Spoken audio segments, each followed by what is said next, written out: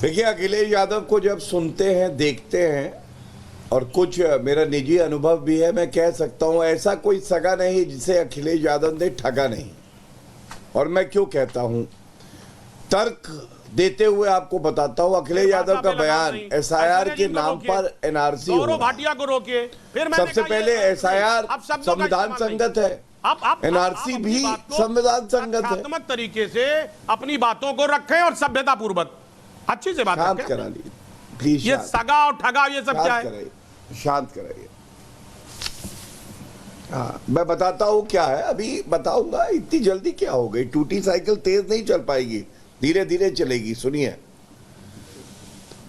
सबसे पहले अखिलेश यादव का ये बयान अपने आप में संविधान को तार तार करता है ऐश्वर्या जी, जब वो कहते हैं कि एसआईआर के नाम पर एनआरसी हो रहा है, क्योंकि एनआरसी भी इसी देश का कानून है।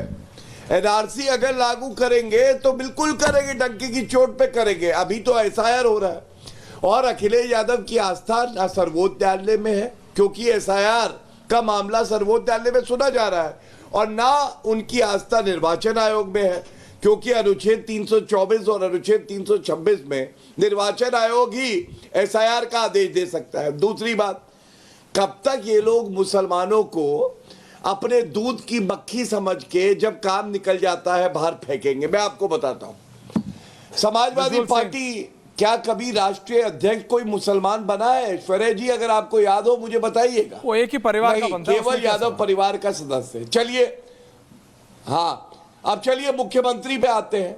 उत्तर प्रदेश के मुख्यमंत्री समाजवादी पार्टी से 4 बार बने, क्या एक बार भी किसी मुसलमान को बनाया?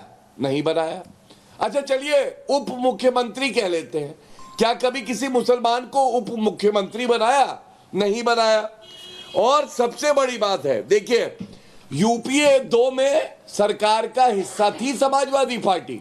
सचर कमेटी की रिपोर्ट आई, आरक्षण की बात करी, ये हिस्सा थे सरकार का, लागू क्यों नहीं कराई सचर कमेटी की रिपोर्ट? और देखिए, मैं इनका मैनिफेस्टो रखता हूं आपके सामने, ये समाजवादी पार्टी का मैनिफेस्टो है। 2012 में इन्होंने कहा, मैं पढ़ देता हूं, मुसलमानों को आरक्षण देने के लिए सचर कमेटी की सिफारिशों की रोशनी में सभी मुसलमानों को हम आरक्षण देंगे। मैं पूछना चाहता हूं, 2012 से 2017 तक तो आपकी सरकार रही, मुसलमानों को आरक्षण क्यों नहीं दिया भाई? इसीलिए मैंने कहा ऐसा कोई सगा नहीं जिसे अखिलेश यादव ने ठगा नहीं। अब मैं बात एक बड़ी करता हूं।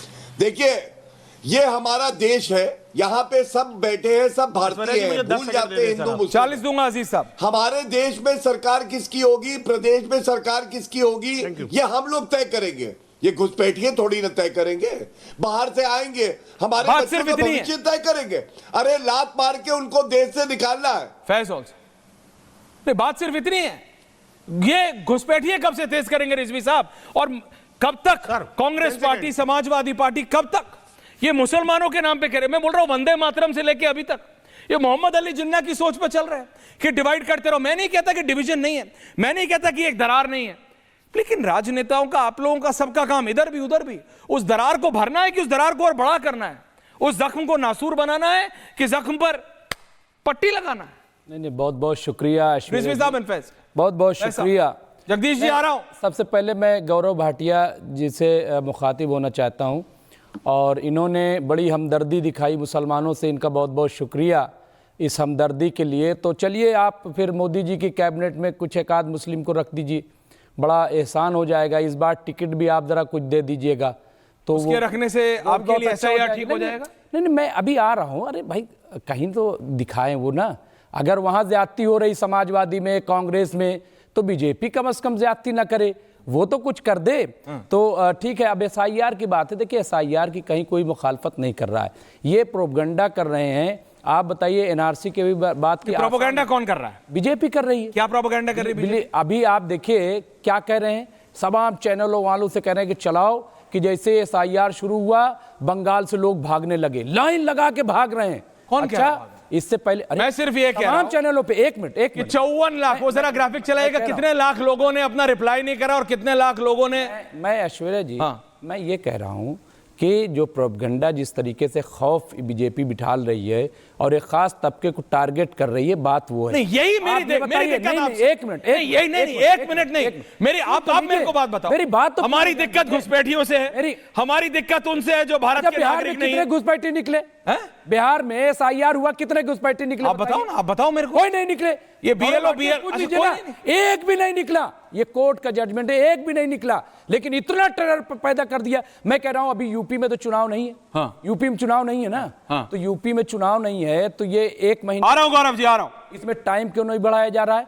बिलोज मर रहे हैं, किसी गौरव भाटिया कुछ कह रहे हैं, हॉस्पिटलाइज्ड हो रहे हैं, इस तरीके से परेशानी हो रही है। अगर आप वाकई ईमानदार हैं तो उसमें टाइम क्यों नहीं बढ़ाते हैं? टाइम बढ़ाना चाहिए। टाइम बढ़ाने आज से, आप देखिए, आज टाइम बढ़ाने से वो मुसलमानों के खिलाफ नहीं होगा। टाइम बढ़ाने से आपकी सोच बदल जाएगी। मायावती जी ने, मैं आपसे पूछ रहा हूं, बहन जी का छोड़िए, मैं आपसे पूछ रहा हूं, टाइम बढ़ाने से आपकी सोच बदल जाएगी? नहीं, बिल्कुल हम सपोर्ट कर रहे हैं। हम ये कह रहे हैं, आप एक लाइन में सपोर्ट करते हो, अगले लाइन में कहते हो भाई एक खास तबके हो गया। आप ये क्या हो रहा है? करना चाहते हो? क्या हो रहा है? भाई कर्मियों को बीएलओ बना दिया गया, जहां पे फैज खान को बीएलओ बना दिया गया। फैज खान क्या हो रहा है? कम पड़े आपको इतना बोलना चाहिए कि मुसलमान अब इस्तेमाल नहीं होगा। आपको अगर घुसपैठियों के खिलाफ काम करना है तो इस देश का मुसलमान साथ खड़ा है। कहाँ इस्तेमाल होगा? क्या करे मुसलमान? कहाँ इस्तेमाल? न समाजवादी लेगी, न बीजेपी लेगी, न कांग्रेस लेगी, तो क्या करे मुसलमान? देखिए, क्या करे मुसलमान? कहाँ जाए? आप बताइए। कहाँ जाने की जरूरत है? कहीं जाने की जरूरत है? जो इस देश का नागरिक है वो यहाँ रहेगा। अरे भाई, लेकिन आप कमाल हो। कहीं जाने की जरूरत क्या है? बात सुन लीजिए। नहीं, पीस पार्टी। सरवर साहब कह रहे हैं पीस पार्टी में आ जाए। ऐश्वर्या फैज साहब जवाब भी समय दे दीजिए, बोलिए जरा इनको। हाँ बिल्कुल। बिस्मिल्लाहिर्रहमानिर्रहीम, रब्बि इश्रह ली सदरी व यस्सिर ली अमरी वहलुल उक़दतम मिन लिसानी यफ़क़हू क़ौली। बिरादरान हिंद, अस्सलाम वालेकुम रहमतुल्लाहि व बरकातहू। जय हिंद, भारत माता की जय, वंदे मातरम। ऐश्वर्या भाई, अजीज खान, निस्संदेह राजनीति का अपराधीकरण और मुसलमानों का तुष्टीकरण कांग्रेस और समाजवादी पार्टी ने किया है। और भैया इतना कट्टर बना दिया, इतना कट्टर बना दिया। एक छोटा सा उदाहरण देकर बताता हूँ। हाँ, आप कट्टर हो। पिछले दिनों मैं यूएई में गया था। कट्टर हो ना? वहां मुझे एक हिंदू भाई आप मिले। कट्टर हो कि नहीं हो? वो कहते हैं भैया, आप 20 कट्टर हो साल कि नहीं से हो? मैं यूएई में आप रह रहा कट्टर हो हूं। कि नहीं, हमें ये बताओ पहले। लोकल अरबी ने मुझे कन्वर्जन के लिए नहीं कहा। कट्टर है। भारत से जो कुछ नहीं, लोग आते हैं मुसलमान, वो लोग आकर मुझे कन्वर्जन के लिए कहते हैं। और आज ये लोग इतने कट्टर हो चुके हैं, इनको 370-35 से इस्लाम पे हमला लगता है। इस्लाम पर हमला लगता है। आप किसको कट्टर बना रहे हो? इस्लाम पे हमला लगता है। देश के विकास के लिए जो भी बात आए उसको ये इस्लाम पे हमला से जोड़ देते हैं। हक और इंसाफ की बात करता है। ये लोग इतनी लंबी दाढ़ी रख के और अजीब किस्म का पान खाकर, पीले दांत करके इस्लाम को क्या बना दिया? जोकरपंथी कर ये लोग बनाने की कोशिश में लगे हुए। हम वफादार हैं। प्रधानमंत्री श्री नरेंद्र मोदी जी के नेतृत्व में देश के सुधार के लिए बहुत काम हो रहा है, लेकिन किसी जमात के लोग इस्लाम पे हमले से जोड़ रहे हैं।